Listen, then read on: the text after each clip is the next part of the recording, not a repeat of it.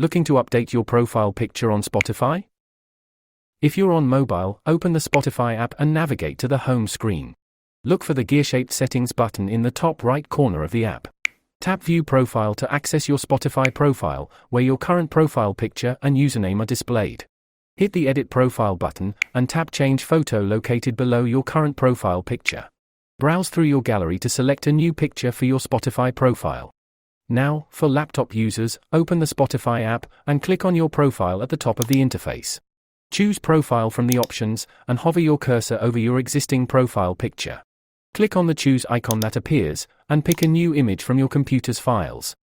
And to thank you for staying with us until the end, we have a bonus tip for you to share a podcast you're listening to. Simply tap the share button while listening to an episode, and you'll notice a toggle option that says Share from a timestamp. Enable it, choose the preferred sharing platform, and the clip shared will begin from the selected moment. Thank you for watching, and if you found this helpful, check out our full playlist of Spotify tutorials.